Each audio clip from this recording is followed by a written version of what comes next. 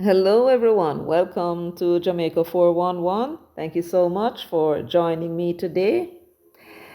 I am bringing you some information a little late, but I know you have all been waiting to hear what my tuppence worth is on what it was that the parliamentarian sent to the commissioner, the chairman, Carol Beswick, and her response. So I'm going to be bringing the information as reported by Nationwide News Network, and I will be bringing you their report shortly, as well as my responses, such as they may be.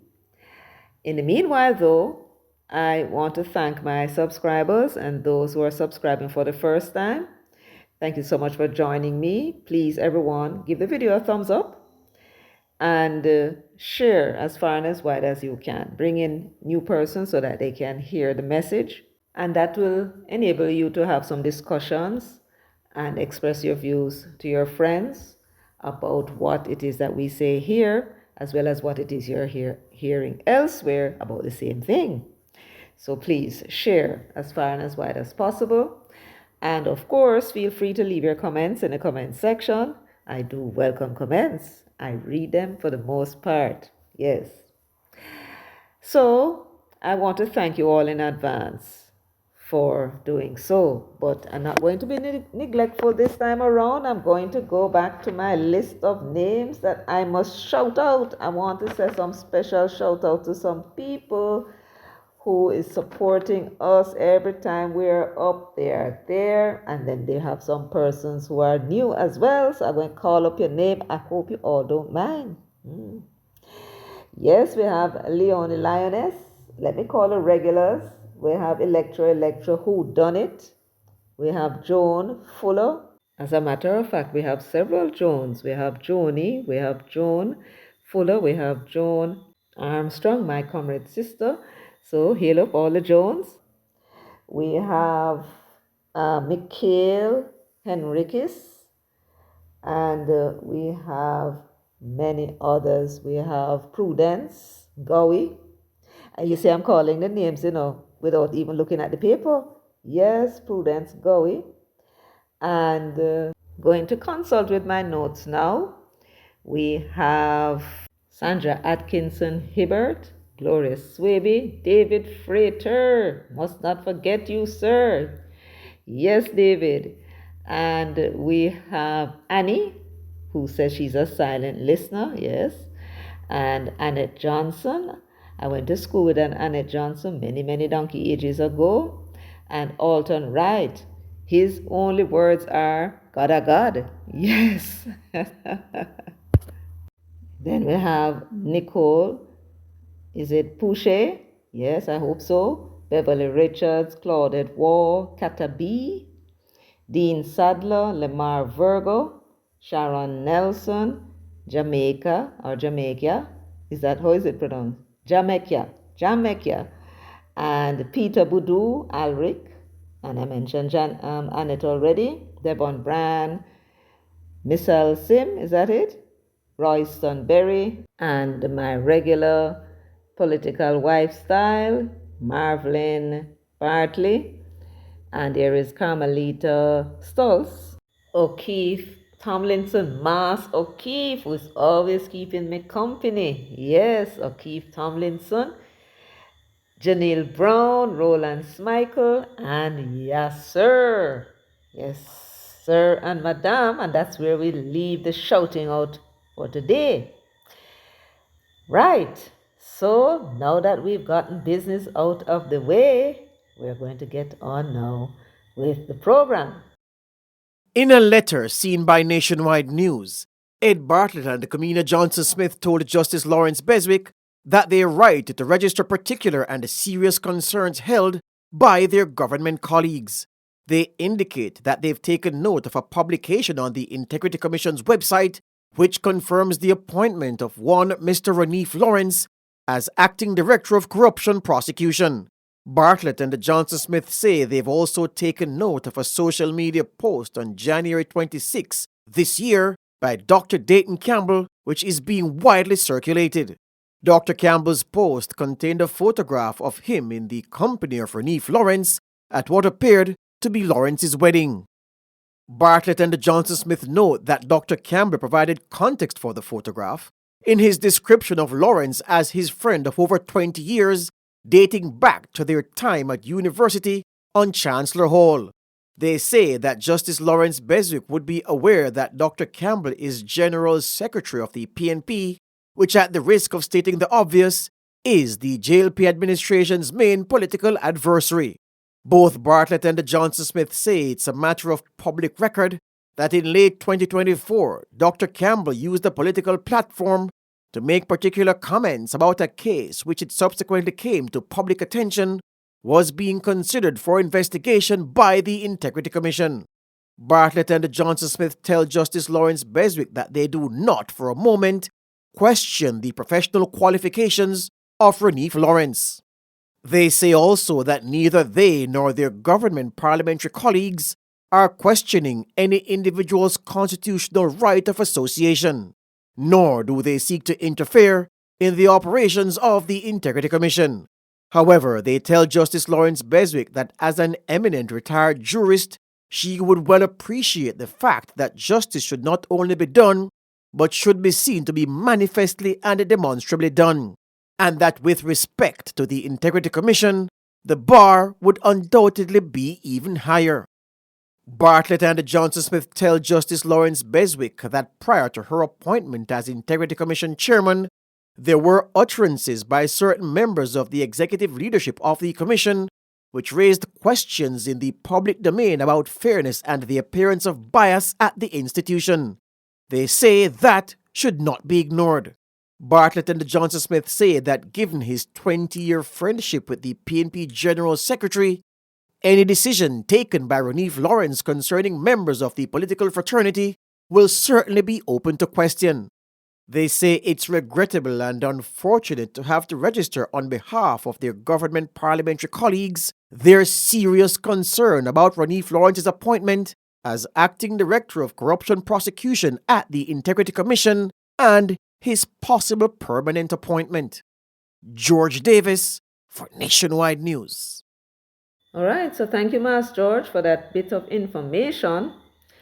Now, for us to address what was said by the leaders of government business in both the Senate and the lower house, the Parliament, I think we ought to go in now and listen to the reply from the chairman of the Integrity Commission, that is Mrs. Carol Lawrence Beswick. In a letter last Friday, leaders of government business in the upper and lower houses, Edmund Bartlett and Senator Kamina Johnson-Smith, wrote to retired Justice Carol Lawrence Beswick registering particular and serious concerns held by their government colleagues. These include the appointment of Mr. Roneiph Lawrence as Acting Director of Corruption Prosecution. Mr. Lawrence has been styled by General Secretary of the People's National Party, Dr. Dayton Campbell, as his friend of over 20 years in a social media post on January 26 of this year. Dr. Campbell's post contained a photograph of him in the company of Roneiph Lawrence at what appeared to be Lawrence's wedding.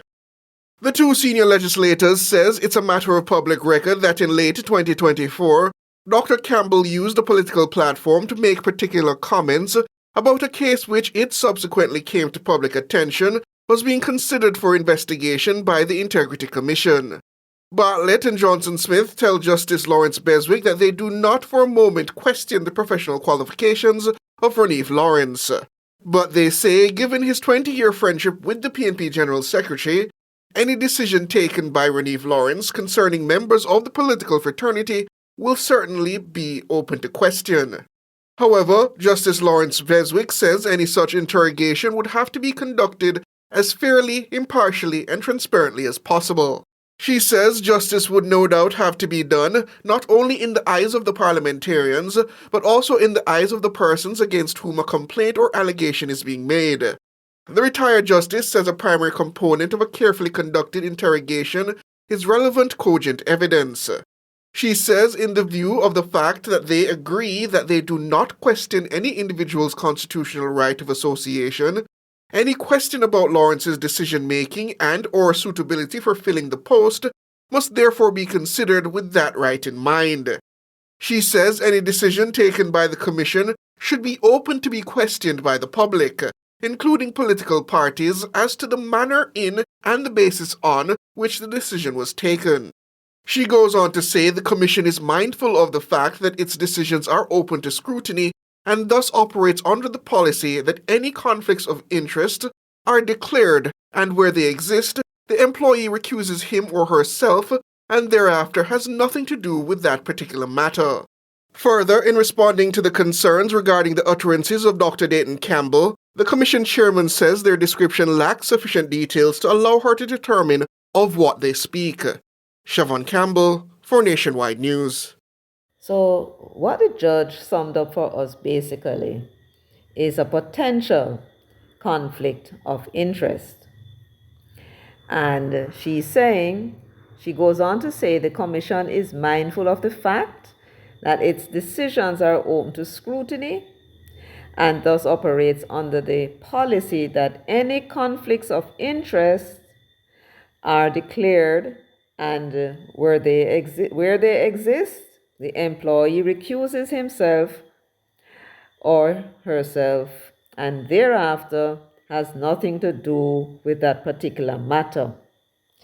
We do appreciate that.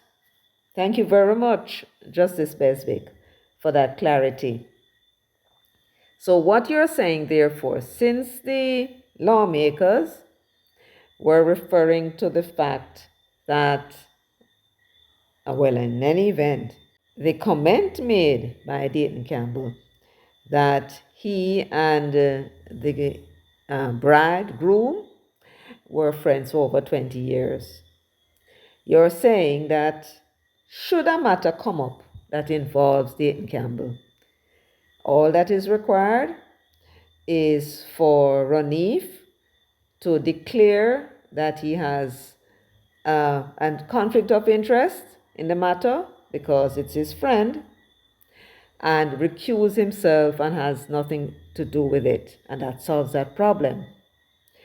Yes, I agree. If Dayton Campbell came before him or a matter came up of corruption when Dayton Campbell was there, yes, he would have to recuse himself. But I think, though, you will appreciate, Justice Beswick, that the matter might be a little bit more complicated than that.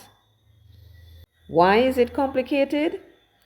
Because Dayton Campbell is not only a person acting in his own right, but he's also part of a political organization seeking to win elections in order to take over the reins of government. That is what the political parties exist to do. They are also in competition with other political parties, the main one being, of course, the Jamaica Labour Party, which is now in government. So, it is not just a matter of something concerning Dayton Campbell personally, himself, coming before Roneiph that would represent a conflict of interest. I would suggest to you, Carol Beswick, Justice Beswick, that even a matter that comes up concerning any member of the People's National Party would also represent a conflict of interest. And here is why.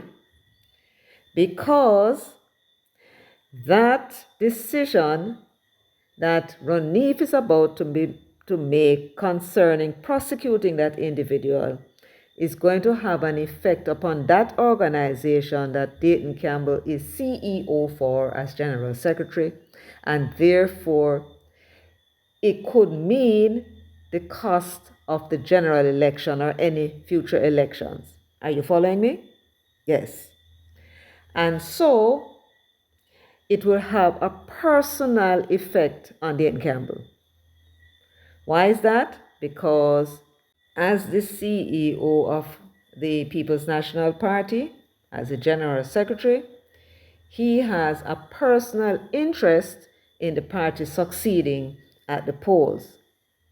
You see what I'm saying? So when it comes to conflict of interests, any interest of the PNP is the interest of Dayton Campbell. The interests of the People's National Party is tied in with the interests of Dayton Campbell. Therefore, let's use a scenario. Let us say one of the senior members of the People's National Party was referred to the Director of Corruption Prosecution for prosecution by the Director of Investigation for corruption prosecution. And let us say that the corruption prosecution was a bribery or even illicit enrichment. That seems to be the style nowadays, right? Let's say now it goes to Roneiph for a decision. He would be aware that if a decision comes down adversely for that senior member, it would affect the whole entire organization politically, and they could lose the election. Let us say that person is as high up the rank as Mark Golding, the leader of the opposition, right? That would definitely affect Dayton Campbell's interest, even though he is not the one that is being cited for illicit enrichment or for bribery. Would you agree with me? And so he would necessarily, in my view, have to declare a conflict of interest and recuse himself.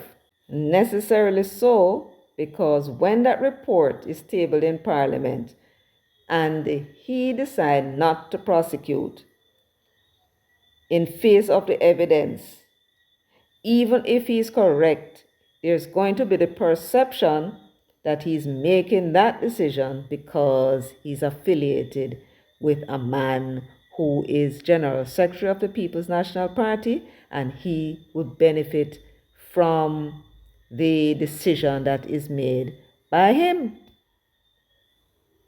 So almost every instance that goes before the commission, unless the ruling is that he's going to prosecute, and even then, they're going to be watching the case very closely, because if there is a no case submission or something like that put forward and it succeeds, people are still going to question whether or not he didn't go that route in order to throw the case.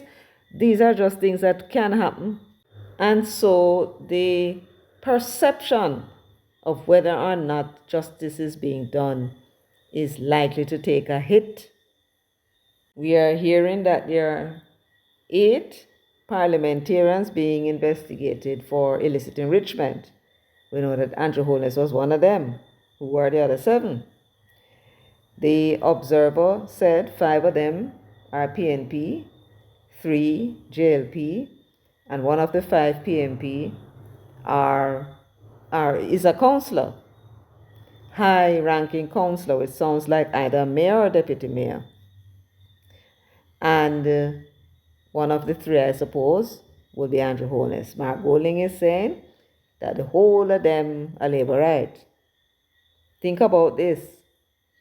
So here now is a man who is friendly with Dayton Campbell for many years. And he has to deal with these allegations when they come on his desk.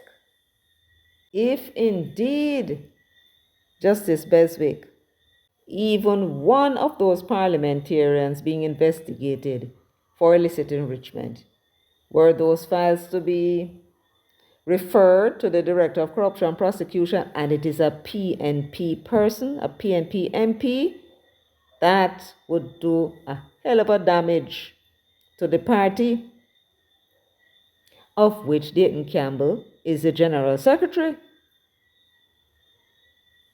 Would that not be a conflict of interest requiring Roneiph to recuse himself?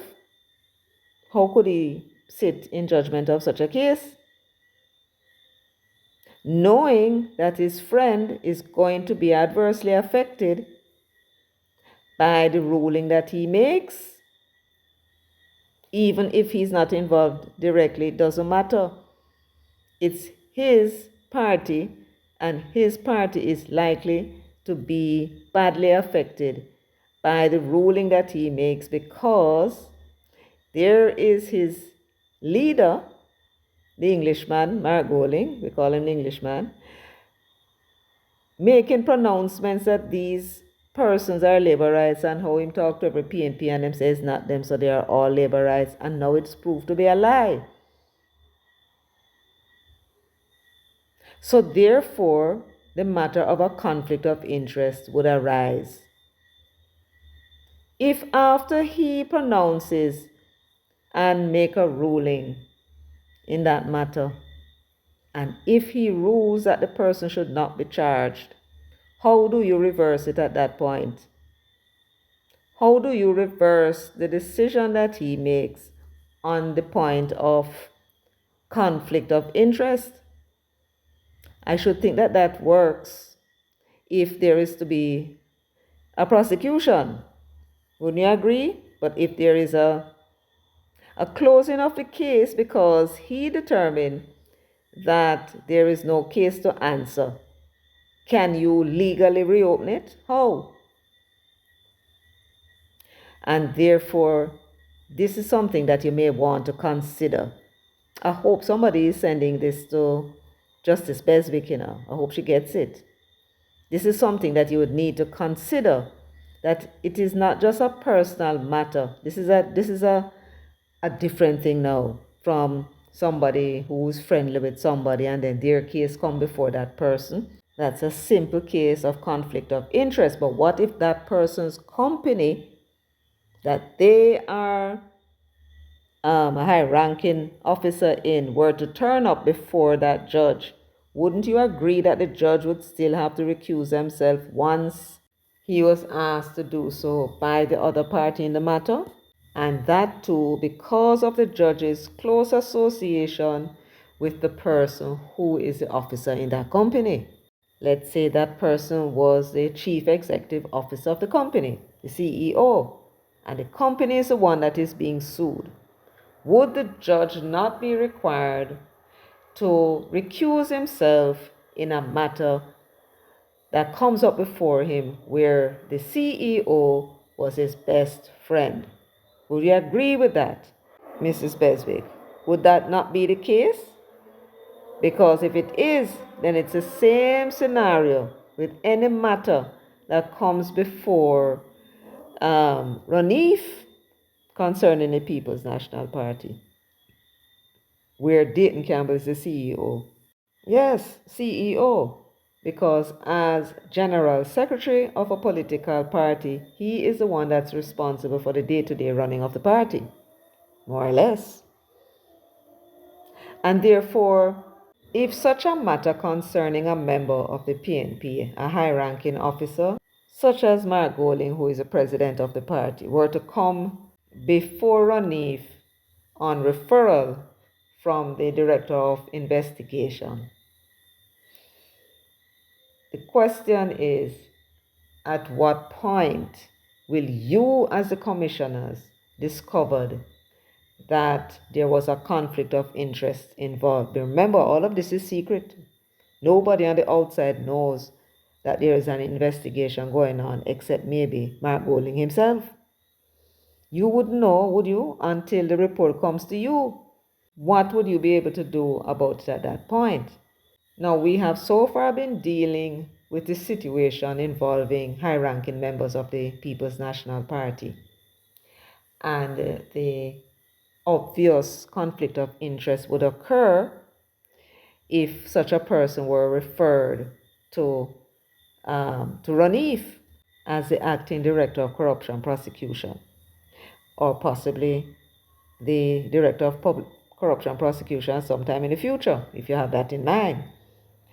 Now, let us look at the scenario though of the reverse. What if it was a senior member of the JLP in the parliament and that came to Roneiph on referral from the director of investigation?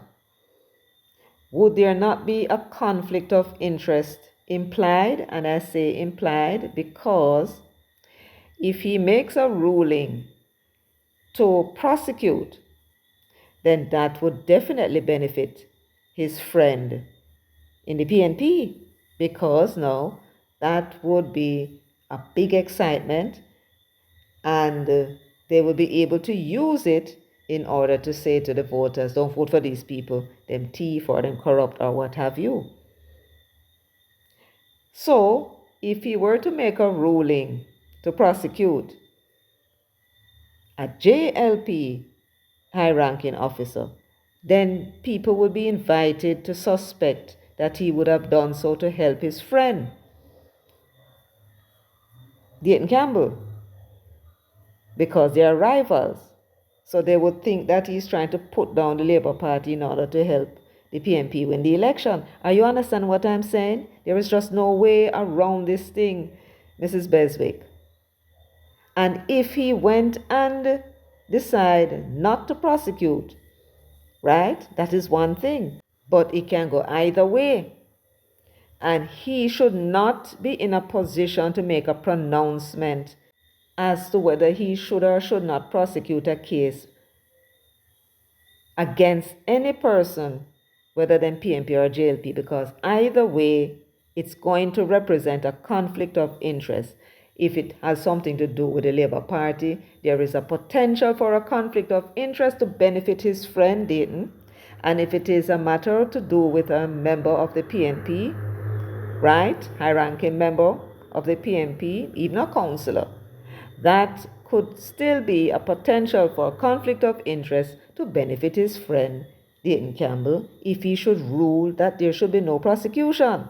So the potential for a conflict of interest is there once it has to do with any political party, the PNP or JLP. That's my point. Now, let us look briefly at this scenario. A case is referred by Craig Beresford, who is the Director of Information and Complaints, about a sitting Member of Parliament. And he refers the matter to you, the commissioners, for referral to the Director of Investigation to carry out further investigation into the matter. So here you are, Mrs. Beswick, with this matter before you concerning a member of parliament on either side, doesn't matter. What are your plans for dealing with this matter? Because you would refer the matter to the investigator. But are you going to write to the investigator and say that if you were to find that this person needs to be referred for prosecution, what instruction would you be giving that director of investigation? And at what point will you be telling Roneiph that he needs to recuse himself from the matter because it has to do with a member of parliament and he is potentially conflicted because of his relationship with Dayton Campbell? And that represents a potential for a conflict of interest. At what point do you go now and inform him that he needs to recuse himself from that matter? That is something you'd have to work out. You have to work out the practicality of the situation that may arise as a result of his relationship with the CEO of the People's National Party. How do you work that out? Because it has to be worked out. It has to be worked out before the matter gets to the investigator.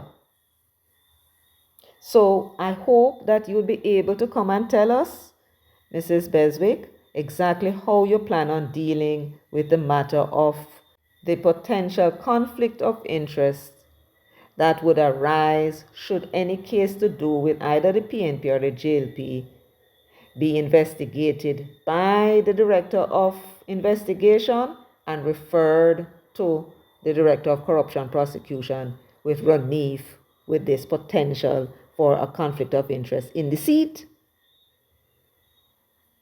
We need to get an explanation. This is not your private business. And although I'm a mere blogger and you people in the high places don't like to give mere bloggers any notice, we have a lot of people that listen to us. Yes. And now the question has been raised. They are bound to want and expect a response coming from you, Mrs. Beswick, as to how you plan on dealing with this to our satisfaction. Because the young fellow, if he's bright and has great potential and you can find a way to deal with this matter, it is a matter of public interest and we are the public. You have a duty to come out and tell us how you plan on dealing with this matter. Because if you don't have a plan of action and a case goes by because you don't think that there's any conflict of interest involved, for argument's sake, and one of the parliamentarians should go and be investigated and the matter then passed to him and he makes a ruling to prosecute. And if that ruling to prosecute is a JLP member of parliament, you can expect there'll be hues and cry out there from the Labour Party people saying that he has a conflict of interest and he is using his position to benefit the PNP because he is a riser. What do you think is going to happen after that in terms of the integrity of the Integrity Commission? Are you seeing what I'm saying? If he makes the ruling not to prosecute, then fine. But you can't know which way he's going to go. He will go wherever the evidence would suggest. Or that is how it should be. And if when the people hear the case, they disagree with his ruling, all hell will break loose. And the integrity of the Integrity Commission will be damaged beyond repair. If it turns out that he's making a decision on a PNP MP or a PNP councillor and he rules that they should be prosecuted, the people will not say a word. They will watch the case like a hawk. If, on the other hand, he said that they should not be prosecuted, no matter what evidence there is and how weak it is, the people out there are going to create one piece of excitement and talk about the fact that him let him go because is him friend Dayton Campbell. Why him let him go? If there is any more of this rumor where the PNP getting inside information from the Integrity Commission, there's going to be the suspicion, says Roneiph, that is giving them that information. You see, Ed Bartlett and Kamina Johnson already hinted at it. Julian Robinson was able to come on a political platform at the Women's Movement Conference and told the Jamaican people that come September, before the parliament resumes, there is going to be one piece of something of a go on because people are going to be referred for prosecution for illicit enrichment. Words to that effect. And this person is so big that there is going to be election. The general election, he said, would be called by around December of 2024. When was it in September? Around the 5th of September? The Integrity Commission submitted to Parliament for tabling the matter concerning Andrew Holness. How did Julian Robinson know that there was going to be a report submitted to Parliament for tabling about somebody that is so big in the Labour Party that when the news come out of the referral for prosecution, there is going to have to be an election? How did he know that? Who told him that?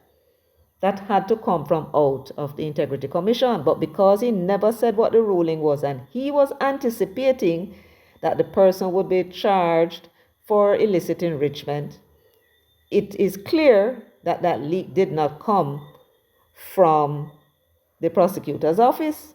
If it came from anywhere, it had to be from the investigator's office or from the commission itself, if UNO knew about it. So this is a type of thing we're saying. There has been leaks coming out of the Integrity Commission to the PNP. Nobody no seem to be leaking nothing to the Labour Party. And so when we're expressing our concern about this young fellow that is holding that position, where he now is in a situation where he can go and reverse Kamika's decision to not to prosecute Holness. He can go take the file now and say, when he look on the evidence or there is further evidence and him open the case or the file, and then now him go and say him about prosecute Holness. It doesn't matter to them what happened after that. What matters to them is that would lead to the fall of the government and the winning of the People's National Party in the general election. And that them a look at. So I ask you again, as I asked before, can you afford to take the risk and hold faith in somebody that I am quite sure you don't know nothing about him? Yeah, what do you know about him? You may know his works, but what else do you know about him? You know him personally? You know anybody that know him personally and can vouch for his character? And even if they could, can you afford to take that risk? That is something you have to decide. And if you make a mistake and we in the resistance are correct about what we think is going on and the way in which we outlined the evidence for you, because you wanted evidence, and so I presented the evidence that there is a conflict of interest either way, because it's going to benefit Dayton Campbell directly or indirectly. Either way, once the person that goes before the commission for investigation and prosecution, once them belong to either the PNP or the JLP, the decision that he can make is going to affect the fortunes of the People's National Party in the upcoming election, as well as the Jamaica Labour Party. That is the evidence that you need to make your decision now, Mrs. Beswick. It's crunch time, it's decision time. And you're going to have to make that decision quickly. You and the rest of the commissioners. Of course, I fully anticipate that Greg Christie will try to dissuade you all and tell you why the young fellow should stay. But then if I were you, I would not take any recommendation or suggestion from Greg Christie. Make him deal with the running of the Integrity Commission until he go about in business. Given his past misconduct, in my view, he is not the man for you to be taking advice from in this matter. So, the ball is in your court. Your decision is a simple one. In a way, kind of simple. You either decide that you're going to hold faith in a young man that you know nothing about and give him the benefit of the doubt, which means you'll be taking a risk. And so you have to decide whether or not you're going to take that chance. That is what you're going to have to do. Determine whether or not the risk is worth it. That is up to you. We can only lead a horse to the water. We cannot force you to drink. And that is all I have to say on the matter, Justice Beswick. Well, folks, thank you so much for listening to me, for keeping me company as usual, for sharing, liking, subscribing, and leaving your comments in the comment section. Until next time, take very good care of yourselves and walk good.